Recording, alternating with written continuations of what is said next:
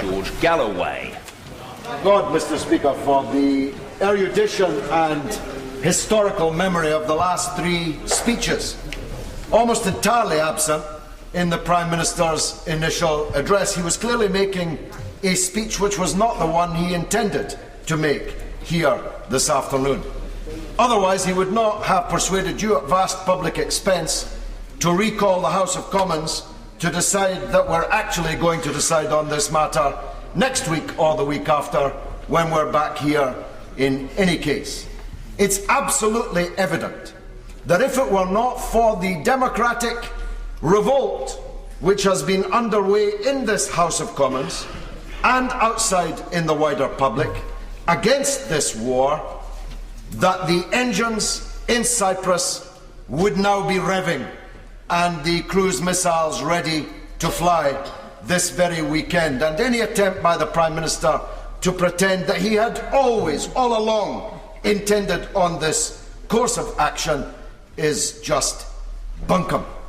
And the reason for the unease here on both sides of the House, two exceptional speeches from the last speaker and the member from New Forest East, encompass the feelings of the people in the country. Only 11% of the public, according to the Daily Telegraph this morning, support Britain becoming involved in a war in Syria. Can ever a British government have imagined sending its men and women to war with the support of just 11% in public opinion? First, that there is no compelling evidence, to use the leader of the opposition's words, that the Assad regime is responsible for this crime yet. Not that they're not bad enough to do it, Mr. Speaker. Everybody knows they're bad enough to do it. The question is, are they mad enough to do it?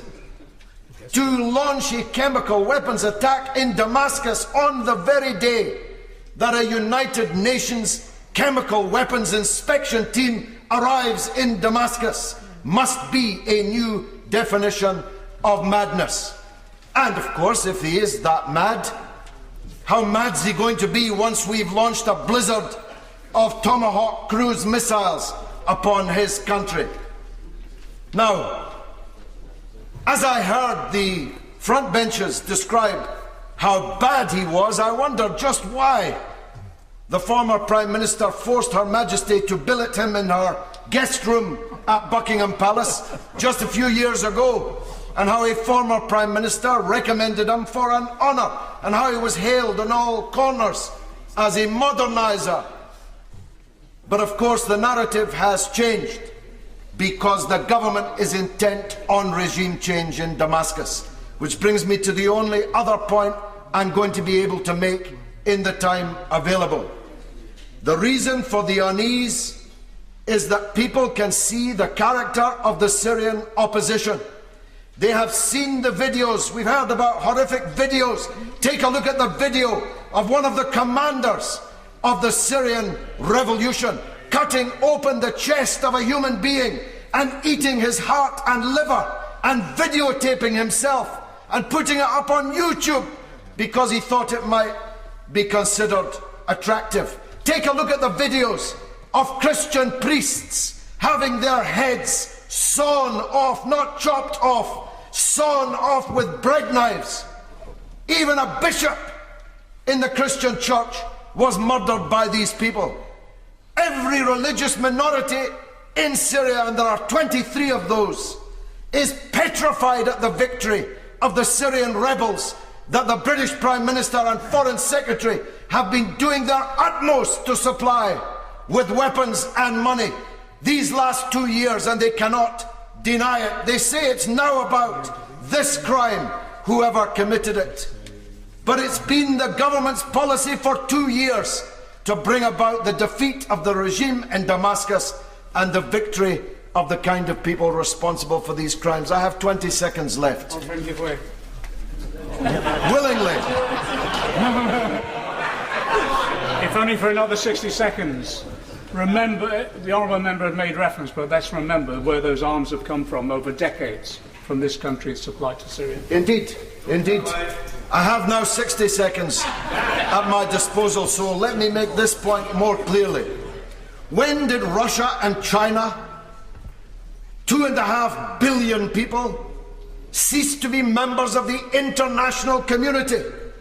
Who are you on the other side to decide what the international community thinks should do? If you're unable to persuade the Security Council to go along with your point of view, who are you to decide that you will launch a war in any case?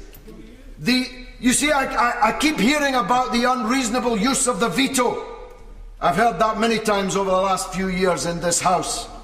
The United States has vetoed every attempt to obtain justice for the Palestinian people and to punish and issue retribution for international law-breaking on the part of Israel, and nobody in this House has said one word about it. Yes, I'll give way. Very grateful for the honourable member for giving way to me.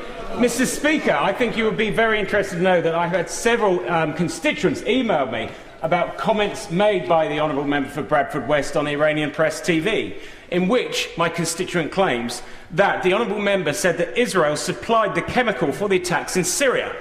I would find that very hard to believe that the honourable member said that. So would he like to take this opportunity to refute that or provide the evidence to satisfy my constituent? Well, it just shows the unreliability of relying upon green ink letters, whether they come in the post or in emails. For I said no such thing. But the Syrian rebels definitely had sarin gas, because they were caught with it by the Turkish government, as was referred to by the former government minister opposite. If he'll forgive me, I forget his constituents say. The truth is this. I know mine. It's where I gave you such a bloody good hiding just over a year ago.